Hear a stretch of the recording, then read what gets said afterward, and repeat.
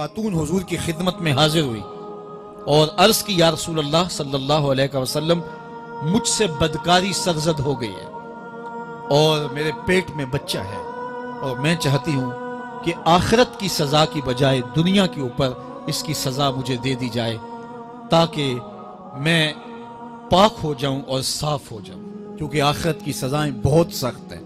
اللہ کے محبوب علیہ السلام نے جبریل امین سے ایک دن پوچھا تھا مجھے جہنم کے عذابوں کا ذکر سناؤ، تو عرض کی یا رسول اللہ صلی اللہ علیہ وسلم ہلکا ترین عذاب یہ ہے کہ جہنمی کے پاؤں میں آگ کے جوتے رکھے جائیں گے، باقی اس کے پورے بدن پہ آگ نہیں ہوگی، صرف آگ کے جوتے اس کو پہنائے جائیں گے، لیکن اس کی حدت، گرمی اور شدت اتنی ہوگی یغلی منہما دماغہ، اس کی شدت سے اس کا دماغ پگھل کر ناک اور کانوں کے ذریعے سے باہر آنا شروع ہو جائے گا۔ یہ سب سے ہلکے عذاب کی کیفیت ہے، اور جو عذاب سخت ہیں الیاذ باللہ، اللہ تعالیٰ قرآن مجید میں فرماتا ہے ثم لا يموت فیہا ولا یحیا، اس بڑے عذاب کا ذکر کیا جو جہنمیوں کو دیا جائے گا، فرمایا اس عذاب کی کیفیت یہ ہوگی بندہ نہ جیے گا نہ مرے گا۔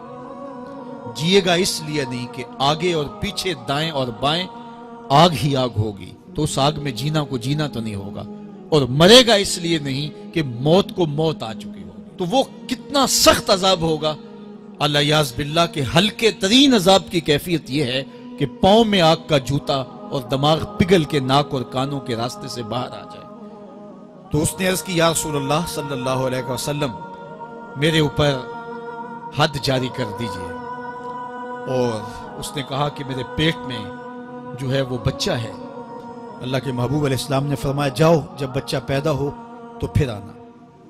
وہ چلی گئی، تو جب بچہ پیدا ہوا تو گود میں اٹھائے پھر حضور کی خدمت میں حاضر ہوئے اور عرض کی یا رسول اللہ یہ ہے بچہ جو میں نے گناہ کیا تھا، بدکاری کی تھی، آج یہ اس کی نشانی ہے۔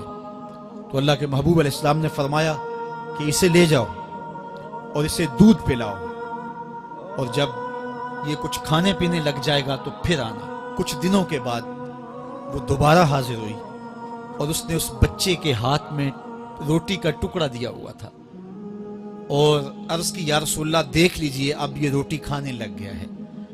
اللہ اکبر۔ تو اللہ کے محبوب نے فرمایا انہیں لے جاؤ اور جا کے انہیں سنگسار کر دو۔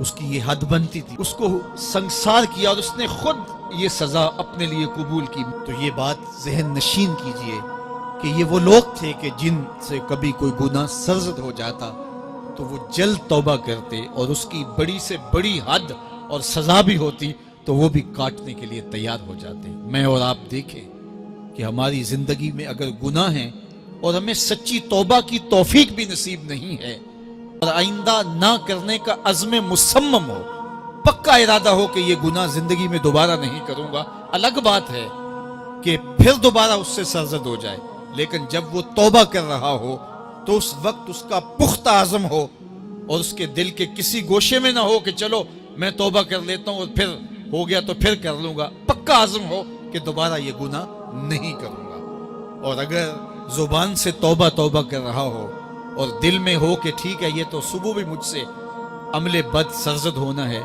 تو اللہ تعالیٰ سے یہ مذاق کرنے والی بات ہے، اور اللہ تعالیٰ سے جو مذاق کرتا ہے وہ کہاں کھڑا ہے وہ خود سوچ لے۔ وہ کیا کسی نے کہا تھا کہ توبہ کی پھر توبہ کر کے توڑ دی، میری اس توبہ پہ توبہ کر اٹھی۔ تو ایسی توبہ نہیں ہے کہ جو رسماً کسی مجلس میں چلے گئے، کسی اجتماع میں چلے گئے تو سب لوگوں نے توبہ کی تو وہ بھی توبہ کرتا رہا، لیکن اس کا عزم مصمم پختہ ارادہ نہیں تھا گناہوں کو چھوڑنے کا، تو یہ توبہ نہیں، یہ مذاق ہے۔ اس لیے اللہ کے حضور سچی توبہ یہ ہے کہ ماں قبل کے گناہوں سے مٹی کے گھروندے پاؤں پہ بناتا ہے اور انہیں مسمار کر دیتا ہے۔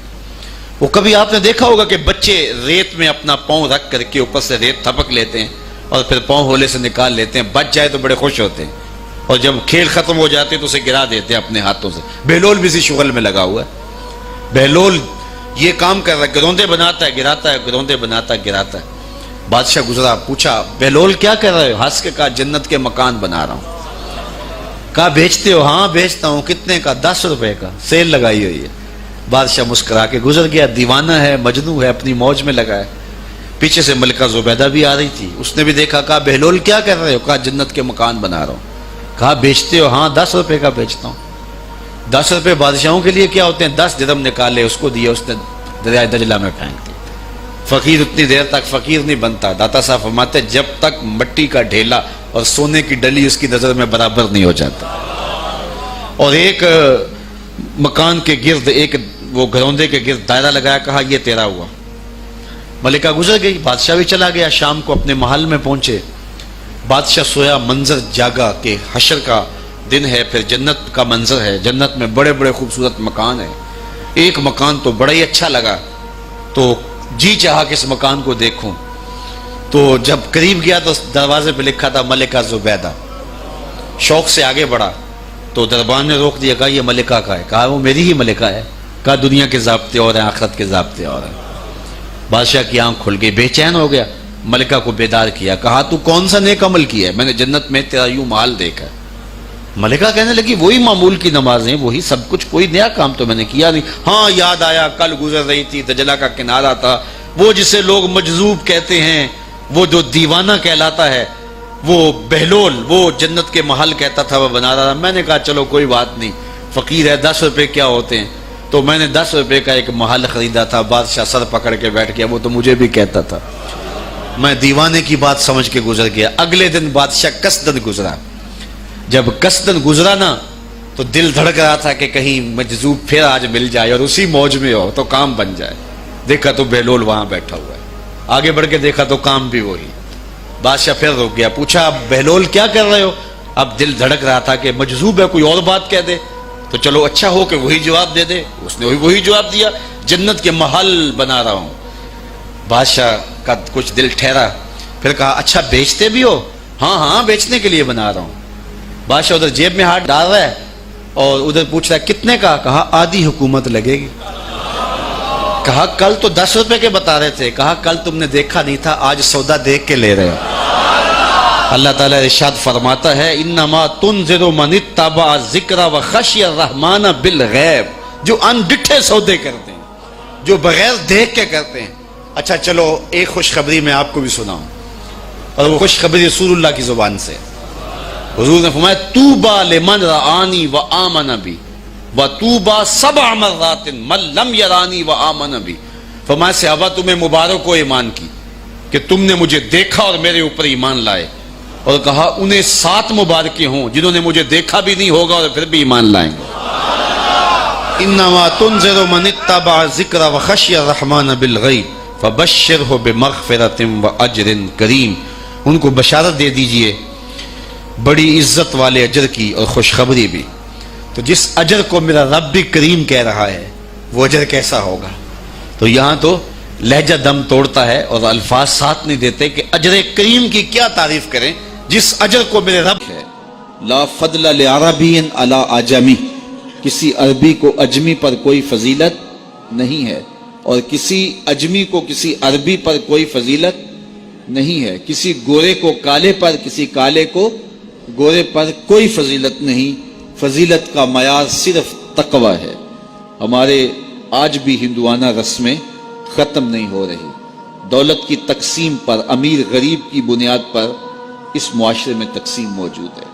ہمارے دیہاتوں میں چودھری اور کمی کی بنیاد پر تقسیم موجود ہے.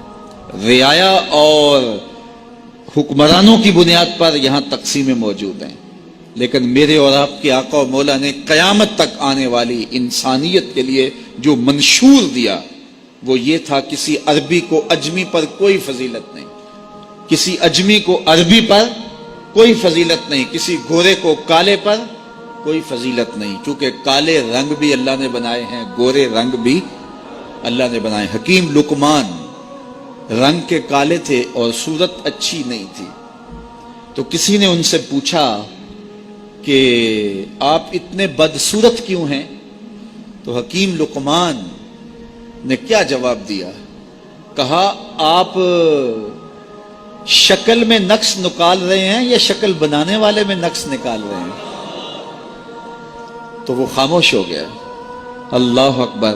تو یہ اللہ نے بنایا ہے نا, اس نے کانٹا بھی اس نے پیدا کیا ہے, پھول بھی اس نے پیدا کیا ہے, چہروں کی رنگت اس نے بنائی ہے, کسی میں کوئی رنگ بھر دیا, کسی نے کوئی رنگ بھر دیا. تو رنگوں کی بنیاد پر, نسب کی بنیاد پر کوئی افضل, کوئی اشرف, کوئی اعلیٰ, کوئی بد, یہ نہیں ہے, بلکہ معیار جو دیا گیا وہ کیا تھا؟ تقوی. ان اکرمکم عند اللہ اتقاکم, جو زیادہ متقی ہے اللہ کے نزدیک وہی معزز ہے, وہی معتبر ہے. پھر حضور علیہ الصلوۃ والسلام نے عورتوں کے بارے میں تاکید کی کہ وہ تمہاری زیر دست ہیں, ان کی ملک کچھ نہیں ہوتا اور کمزور ہیں, ان کے بارے اللہ سے ڈرنا. اور حضور نے ان کے ساتھ حسن سلوک کرنے کی وصیت کی. پھر غلاموں کے ساتھ حسن سلوک کرنے کا حضور نے درس دیا کہ جو خود کھاتے ہو وہ انہیں کھلاؤ, جو خود پیتے ہو انہیں پلاؤ, جو خود پہنتے ہو انہیں پہناؤ. بعض لوگ ملازم کو, ماتحت کو جو ہیں وہ ہلکے کپڑوں میں کسن رکھتے ہیں تاکہ پتہ چل جائے کہ یہ غلام ہے, یہ ملازم ہے اور ہم باس ہیں. حضور علیہ الصلوۃ والسلام نے ان 3 چیزوں کی تاکید کی. پھر حضور نے ہمسایوں کے حقوق کے حوالے سے بات کی, اور صحابہ فرماتے ہیں کہ اتنی بار حضور نے تاکید کی کہ ہمیں یہ گمان ہوا کہیں وراثت کے اندر حقدار نہ ٹھہرا دیا جائے. تو ہمسایوں کے حقوق کے حوالے سے حضور نے تاکید ارشاد فرمائی. پھر حضور نے 3 باتوں کی تاکید فرمائی. پہلی بات, عمل میں اخلاص پیدا کرو, چونکہ عمل کا خلوص ہی قبولیت کا سبب و ذریعہ ہے. اگر عمل میں خلوص نہیں تو کچھ بھی پلے نہیں ہے. دوسری بات, حاکموں کو وصیت کرنا, جو بادشاہ وقت ہوں, حاکم ہوں, ان کو خیر کی بات کہنا, ان کو بتانا, ان کا قبلہ درست کرنے کی کوشش کرنا, یہ ذمہ داری ہے قوم کے اوپر. تیسری بات کی حضور نے یہ وصیت فرمائی, لزوم و جماعت المسلمین, مسلمانوں کی جماعت سے الگ نہ ہونا, الگ الگ ٹولیوں میں نہ بٹنا, لابیاں نہ بنانا, گروہ بندیاں نہ کرنا, جماعت کے ساتھ جڑ کے رہنا, فرقہ بندی سے بچنا اور جماعت وحدہ کا ساتھ دینا. حضور نے فرمائی, تابعوا السواد الاعظم فإنہ من شذ شذ فی النار, جو بڑی جماعت ہے, سواد اعظم ہے, ان کے ساتھ رہنا, جو ان سے بچھڑ گیا وہ جہنم میں ڈالا جائے گا. در ماہی دا چھوڑی ناہی, نہیں تے ہو جاویں گا روگی, جیڑی بکری اجڑوں وچھڑی او بگیاڑا جوگی. اس لیے لزوم و جماعت المسلمین, مسلمانوں کی جماعت کے ساتھ قائم رہنا. پھر حضور علیہ الصلوۃ والسلام نے فرمایا, اے امت مسلمہ, میں تمہیں لاوارث نہیں چھوڑ کے جا رہا, میں تمہارے اندر 2 بھاری چیزیں چھوڑ کے جا رہا ہوں, اور اگر تم ان کو مضبوطی سے تھام لو گے, میں ضمانت دیتا ہوں تم کبھی بھی گمراہ نہیں ہوگے. ایک اللہ کی